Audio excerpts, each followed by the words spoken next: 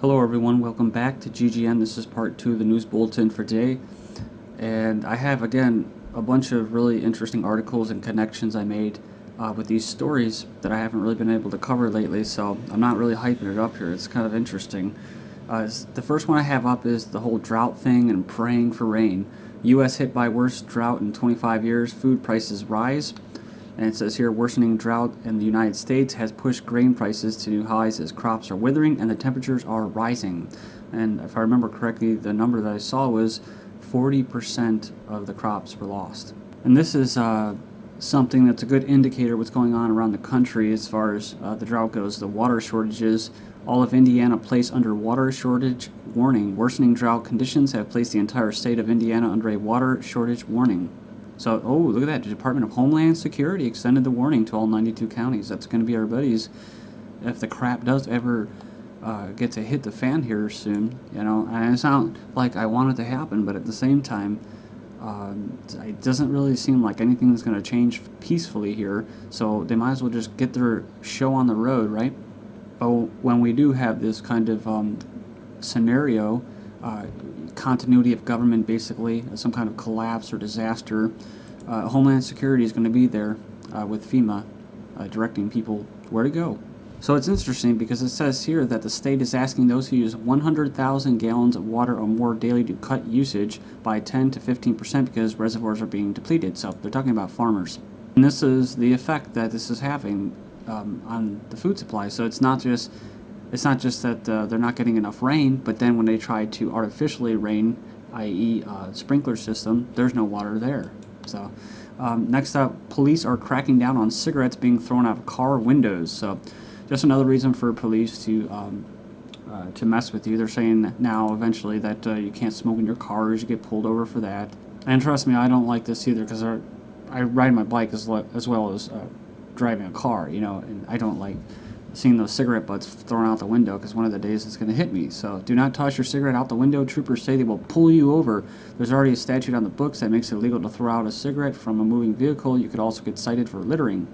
Local churches are praying or have been praying for rain as governor organizes rally. Thousands of people, 8,000 as of Thursday morning, signed on to Governor Rick Perry on today. It says here, joined Governor Rick Perry on today in a nationwide day of prayer and fasting to be held at the Reliance Stadium in Houston.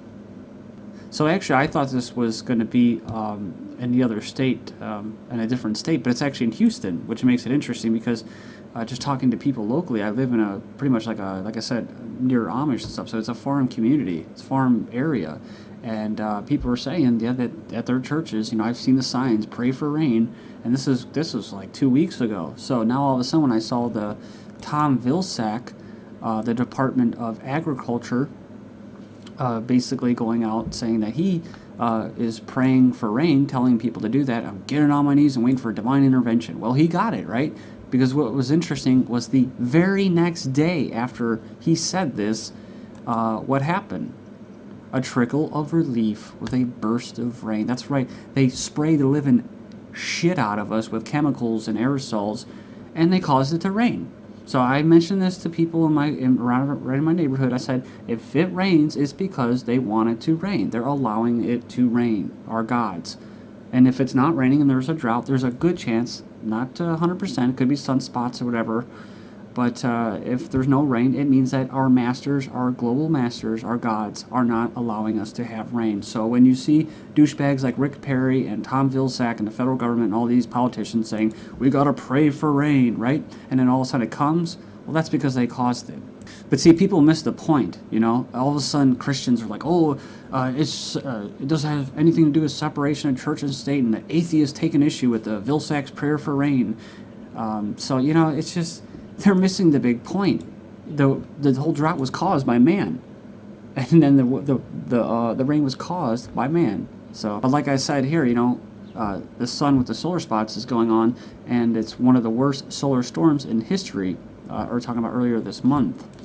Also, another thing to look at is the BP oil spill. I mentioned this before, which is actually here in the United States is supposedly causing. We have like a bunch of high pressure, so there's no rain, and it's also affecting in the UK possibly. This is what some people are saying, and even scientists and that is being caused by the BP oil disaster.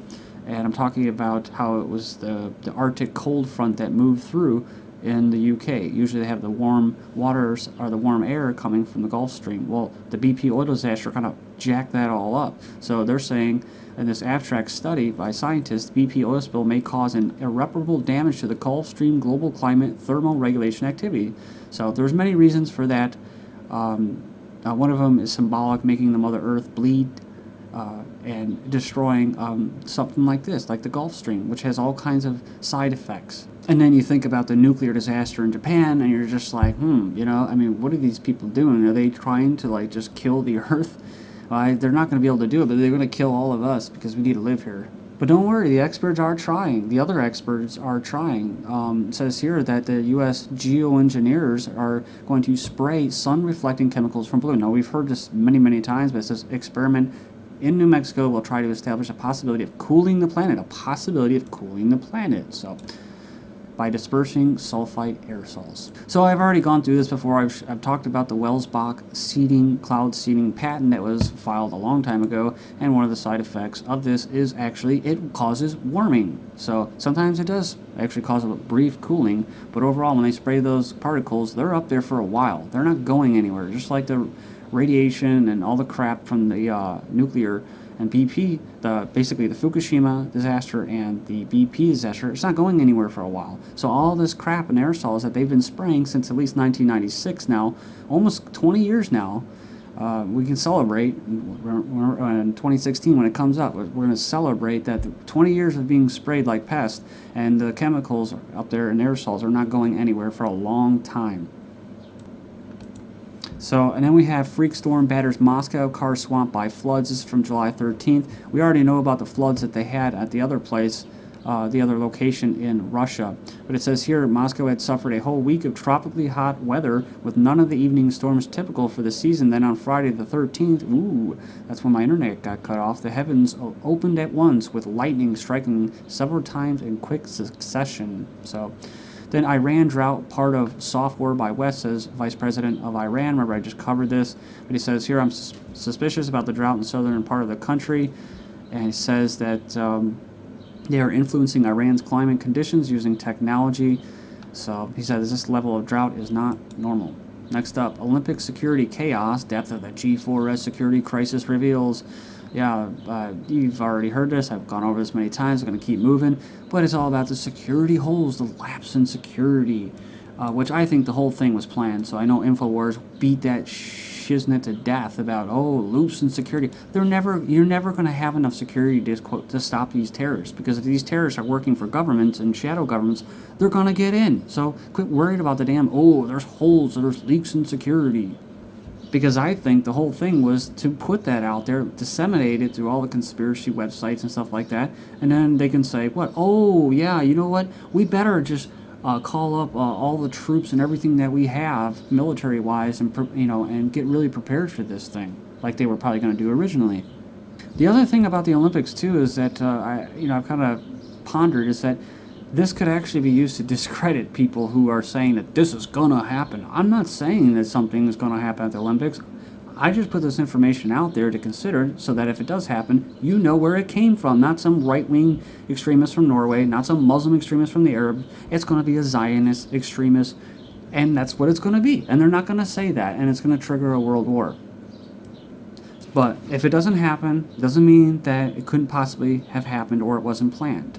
So, no fly zone imposed ahead of Olympics, airspace restrictions in place over London with warning that planes that stray into zone could ultimately be shot down. It sounds just like Chicago's summit. So, they're just setting the template for the future. U.S. security agents at Heathrow for Olympics. Foreign officials are drafted to bolster security at the UK airports in the run-up to the Olympics. So these are the TSA agents known for groping and prodding and just all sorts of crazy stuff. TSA let 25 illegal aliens attend flight school owned by illegal aliens. So, false sense of security, just like George Carlin said, right? Take a fucking chance. Quit worried about everything, man.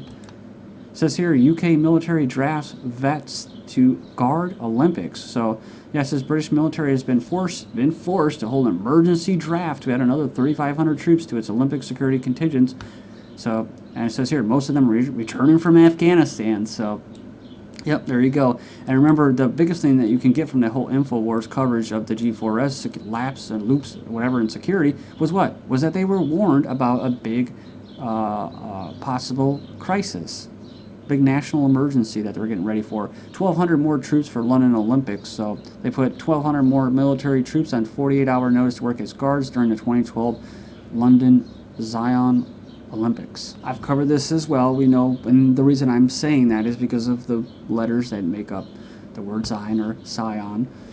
Zion Olympics in London coincide with a Jewish holiday, Tisha B'Av, commemoration of the destruction of the temples in Jerusalem. So this is pretty interesting. And let's not forget, the Iranians and the whole Muslim world are preparing for the holy month of Ramadan. That's when they actually reported that there was huge security around this creation of this logo, and that people were forbidden to speak about it. Sarah Brown, the wife of Gordon Brown, the Prime Minister in waiting, started her career in Wolf Olins. So there is a very much bigger story here than meets the eye, but thank goodness Iran has drawn attention, and I'm very pleased to see that the Daily Mail. Sure. Now this man, just by the way, was also the designer for the Jewish Museum in Berlin. I mean, if you look at the aerial here, the aerial view is also Zion, and this is an extraordinary imprinting on our cultures of this Jewish supremacist concept of Zionism, world Zionism, the New World Order, because as Gordon Brown said in the Knesset, he thought he was doing a great favor in smarming up to the Knesset, but actually he did the very opposite to what they like. He said that the world Jewry has the greatest outreach, the greatest influence in the world, thinking he was telling them what they wanted to hear, but actually they like to do it by hidden hand. So he was not actually, and therefore he had certain demise in consequence. All right, welcome back. U.S. military analysts, Israel might pull out a false flag attack in London and blame it on Iran. They're talking about Gordon Duff from Veterans Today, Ohio. He says Israel is likely to try to precipitate a war on Iran by staging an attack on the U.S., its forces in the Persian Gulf region, or on a European NATO target, most likely the London Olympics. There has been highly credible information that an attack on the Olympics is planned. And the first thing I heard was that it was going to be anarchists. Now what? Oh, Breivik style lone wolf is deadliest threat to the London 2012 Olympic Games. So they say Islamic extremists, independent of CIA-run organizations, may be the most likely source of such an attack, but dissident Irish Republican groups and right-wing groups like Breivik was talking about should not be discounted. And of course, I've already made videos about the link between Breivik and Israel and how basically he's supporting what they are pushing. That's why he called it his own crusades. It says here, Dark Knight Rises Colorado theater shooting suspect James Holmes likely a lone wolf. Shooting leaves 14 dead in the U.S. state of Colorado. Time for some symbolism. July is 7, 20 is 2, and 2012 of course is 5. 7 plus 2 is 9, 9 plus 5 is 14. And the executions may have occurred half past midnight of the 20th, but it was right on the dawn of what? Right at the cusp of July 19th, 13 days before Lofnos, which is a great Sabbath festival, one of the Illuminati's human sacrifice nights. Gets more interesting. Also, July 20th in the year 70, First Jewish-Roman War, Siege of Jerusalem, says here, storms the fortress north of the Temple Mount. So let's not forget July 27th when the Olympics kicks off, commemoration of the destruction of the temples in Jerusalem. And we're talking about the famous Second Temple, which was an important Jewish shrine that stood on the Temple Mount of Jerusalem. And what about century 16, the 16th century? Well, that was what? The resurgence, the rise of Persia, Iran. But was there a second shooter? Police are searching for another. And the people in the movie theater didn't even know it was real. They just sat there, playing dead for almost a minute, yet the officers were on scene within a minute. So, the lone wolf also had an arsenal of weapons. It's not just about gun control or blood sacrifices, it's about the Dark Knight programming. Thank you.